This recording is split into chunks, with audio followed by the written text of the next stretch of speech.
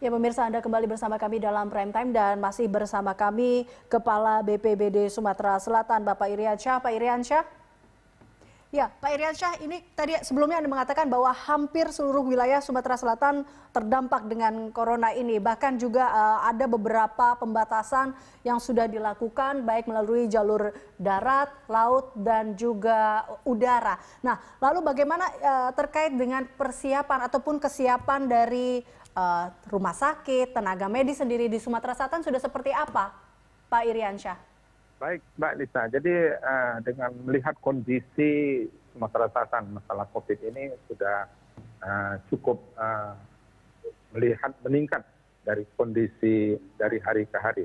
Oleh sebab itu, Bapak Gubernur dengan Forkominda sudah menetapkan darurat bencana non alam COVID-19 ini. Di situ juga terbentuknya gugus tugas oleh Bapak Gubernur dan dibantu oleh seluruh Forkominda yang ada di Sumatera Selatan. Nah, upaya-upaya inilah yang dilakukan. Salah satu kita menyiapkan sarana prasarana rumah sakit, baik rumah sakit rujukan maupun rumah sakit second line. Kita ketahui bersama bahwa dampak daripada COVID-19 ini adalah masalah kesehatan. Nah, masalah kesehatan ini perlu disiapkan sarana prasarana yang mumpuni untuk mempersiapkan segala sesuatunya. Kita ketahui bersama kesiapan kita bukan hanya di rumah sakit, tapi di tempat-tempat pelayanan kesehatan. Nah, sekarang ini Bapak Gubernur sudah membentuk rumah sehat COVID-19. Ini salah satu upaya kita untuk menjaga jangan sampai penularan COVID ini lebih luas lagi. Kita ketahui bersama bahwa orang dalam pantauan ini, kalau tidak diisolasi, kalau tidak dibatasi gerakannya, ini akan perbanyak jumlah daripada penyebaran virus kepada orang-orang yang kita tidak tahu bersama. Oleh sebab itu, rumah sehat ini sangat penting untuk menjaga, mengisolasi dari orang-orang dalam pantauan COVID ini untuk tetap tidak menularkan atau tidak saling menularkan satu sama lain. Itu yang kami sampaikan, Mbak Eliza. Iya, Pak Iriansyah, ini di beberapa daerah kita tahu bahwa banyak sekali rumah sakit ataupun tenaga medis yang kekurangan peralatan medis, diantaranya terkait dengan APD dan juga masker. Bagaimana di Sumatera Selatan sendiri, Pak?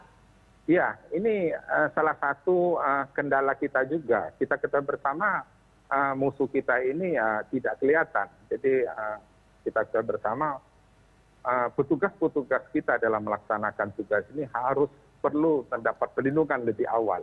Jadi garda terdepan kepada petugas yang melaksanakan pelayanan kesehatan kepada orang-orang yang terdampak virus ini harus terlebih dahulu kita kasih pelindungan diri. Oleh sebab itu karena banyaknya kasus yang perlu ditangani hampir seluruh Indonesia, bahkan dunia, nah di Sumatera Selatan juga menjadi kendala kita untuk menghadapi atau mempersiapkan pelindung diri bagi petugas-petugas kesehatan kita, baik yang di rumah sakit maupun yang di tempat-tempat pelayanan yang terdepan. Oleh sebab itu kami mengharapkan kepada kita semua untuk menjaga lingkungan kita, jangan sampai kita tertular satu sama lain akibat dari virus ini. Berarti bisa dikatakan bahwa peralatan medis juga di sana masih kurang seperti itu atau seperti apa sebenarnya, Pak Iriansyah? Ya, sebenarnya kurangnya itu memang cukup ini karena kita bersama menurut informasi dari rumah sakit itu setiap kasus yang ditangani minimal itu satu orang atau pasien itu 10 alat pelindung diri. Tapi kalau ini cukup banyak, jadi harus mempersiapkan alat pelindung diri cukup banyak juga. Oleh sebab itu sekarang ini kan sudah merata di seluruh Indonesia, sedangkan alat pelindung diri ini sangat terbatas. Oleh sebab itu kita mengantisipasi ini dengan cara bagaimana penularan virus ini tidak lebih banyak lagi. Baik, terkait dengan rapid test, Pak, apakah memang Sumatera Selatan sendiri sudah melakukan tes rapid test ini?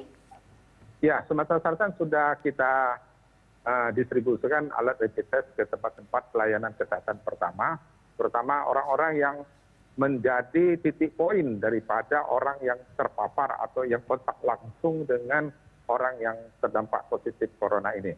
Itu yang pertama. Yang kedua, rapid test ini dilakukan ditunjuk oleh dokter yang atau petugas kesehatan yang telah mengetahui kondisi orang-orang yang akan dites cepat itu. Demikian. Baik, terakhir dari Anda Pak Iriansyah, apa imbauan yang ingin Anda sampaikan kepada seluruh masyarakat Sumatera Selatan?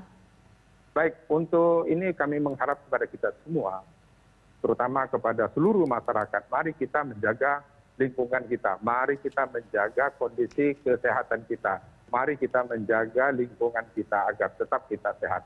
Kita harus melakukan kebersihan lingkungan, kemudian kebersihan diri, dan semua ini harus kita pertahankan untuk daya tahan tubuh.